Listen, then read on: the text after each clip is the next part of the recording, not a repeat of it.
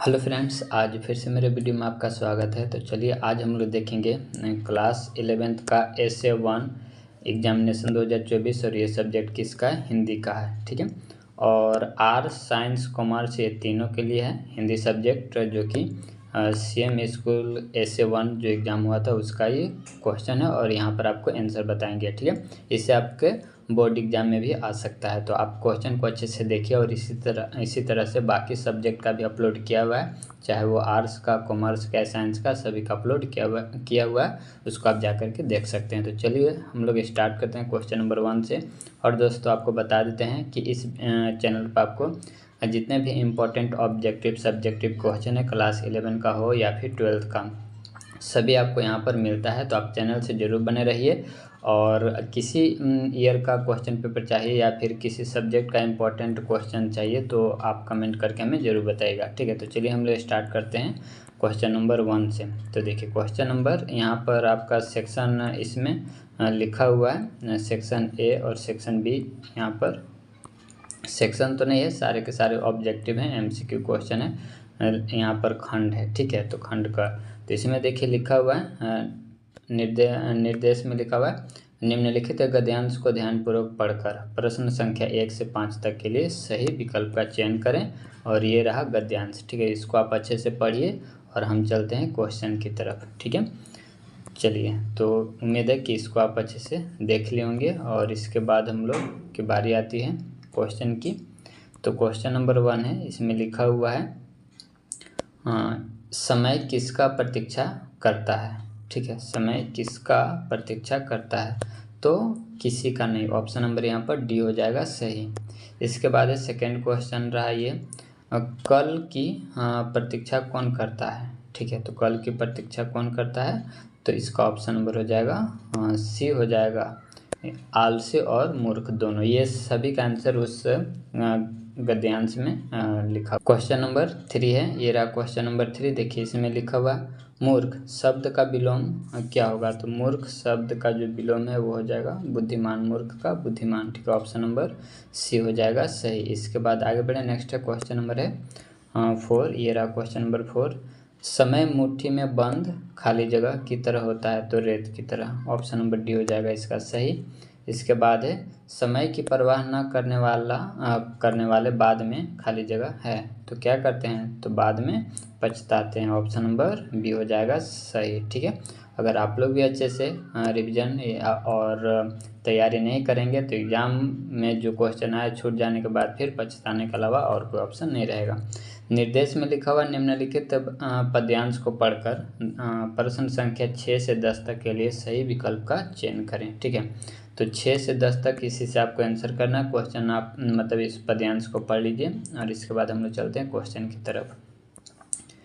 तो इसको आप देख लेंगे और हम लोग चलते हैं क्वेश्चन की तरफ। क्वेश्चन नंबर 6 है, हकीकत में किस्मत किसे कहते हैं, तो 6 का राइट ऑप्शन हो जाएगा बी हो जाएगा सही, मेहनत को कहते हैं।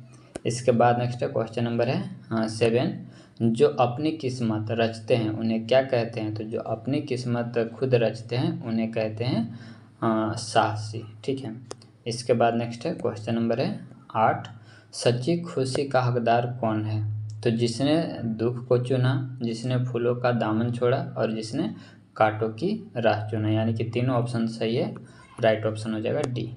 इसके बाद नेक्स्ट है 9, आलसी व्यक्ति क्या करते हैं, तो ईश्वर से शिकायत करते हैं। ये सभी आंसर आपको उस पद्यांश से पढ़ करके देना है। इसके बाद क्वेश्चन नंबर 10 है, तो देखिए हकदार का पर्यायवाची शब्द आपको बताना है कि कौन सा इसमें होगा, तो हकदार का सही पर्यायवाची शब्द इसमें से बी हो जाएगा, अधिकारी। ठीक है, इसके बाद नेक्स्ट क्वेश्चन, ये खंड ख आ गया। इसमें देखिए लिखा हुआ क्वेश्चन नंबर 11 में, कक्षा में आपसी विचार विमर्श किस प्रकार का उदाहरण है, तो समूह संचार। ऑप्शन नंबर डी हो जाएगा इसका सही। इसके बाद आगे बढ़े, नेक्स्ट क्वेश्चन नंबर है 12, आलेख एक विद्या है, तो क्या चीज का, तो आलेख एक विद्या है। ऑप्शन नंबर सी, 12 का ऑप्शन नंबर सी हो जाएगा सही।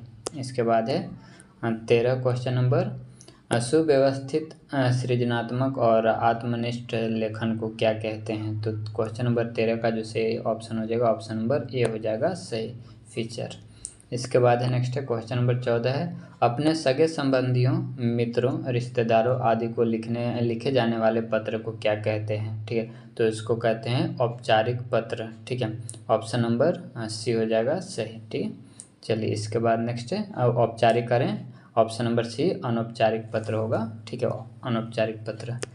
इसके बाद नेक्स्ट है क्वेश्चन नंबर है 15, सर्वप्रथम मुद्रण का प्रारंभ कहाँ से हुआ था, तो चीन से हुआ था। ऑप्शन नंबर इसका डी हो जाएगा सही।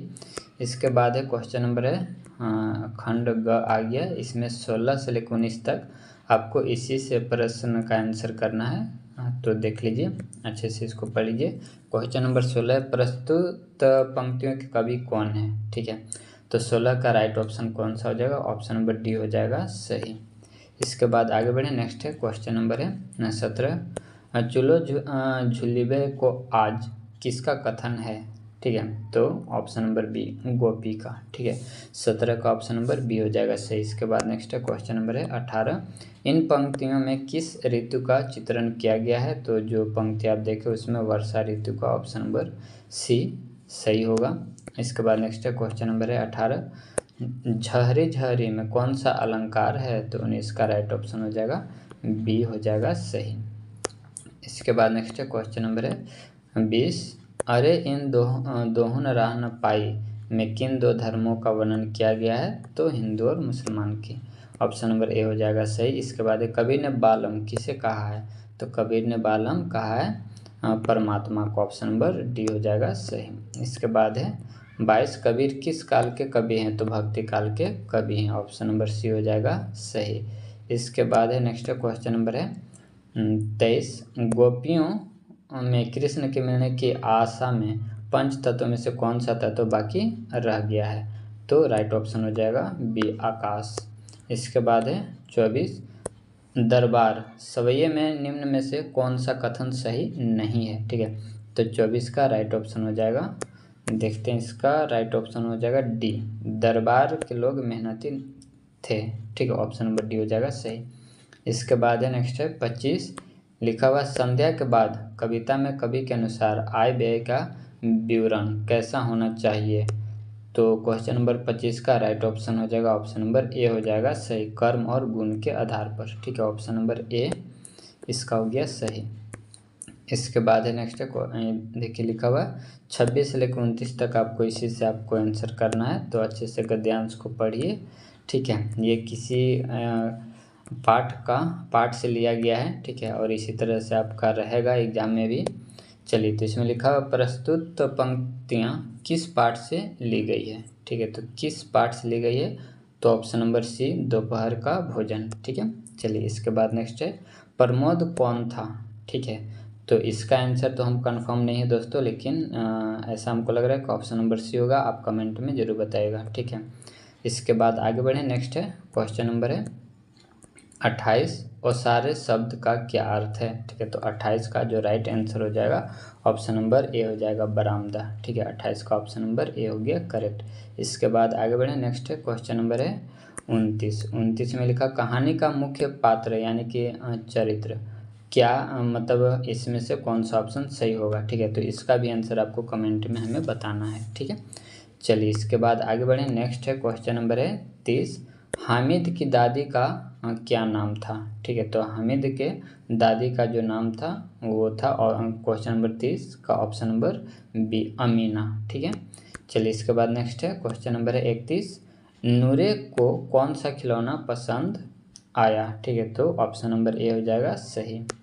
इसके बाद नेक्स्ट है क्वेश्चन नंबर है 32, रुस्तम ए हिंद की संज्ञा किसे दी गई है। तो जो ऑप्शन यहाँ पर दिया गया है ये ऑप्शन तो सही नहीं है। ठीक है, इसका जो सही आंसर होगा वो एक पहलवान थे, प्रसिद्ध पहलवान, जिनका नाम था दारा सिंह। ठीक है, इन्हीं को ये संज्ञा दी गई है। ठीक है, तो दारा सिंह, इसमें से कोई ऑप्शन नहीं है। ठीक है, चलिए इसके बाद आगे बढ़ जाएं, तो नेक्स्ट है क्वेश्चन नंबर है 33, इसमें लिखा हुआ टॉर्च बेचने वाला पाठ किस शैली में लिखा गया है, तो 33 का राइट ऑप्शन हो जाएगा पहला।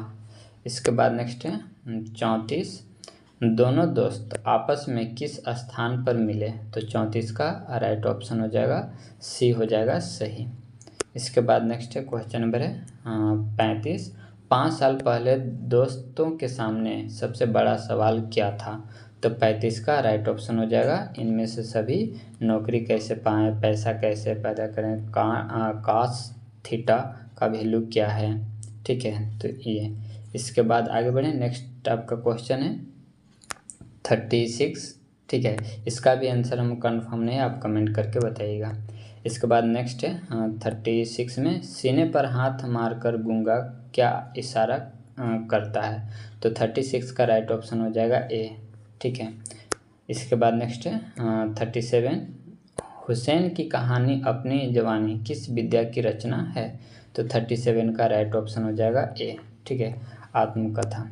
इसके बाद नेक्स्ट है 38। 2 अक्टूबर पर मकबूल ने किसका पोर्ट्रेट ब्लैक बोर्ड पर बनाया था? तो 38 का राइट ऑप्शन हो जाएगा बी, महात्मा गांधी का। इसके बाद नेक्स्ट है 39। आवारा मसीहा किसकी जीवनी है? तो 39 का राइट ऑप्शन हो जाएगा बी।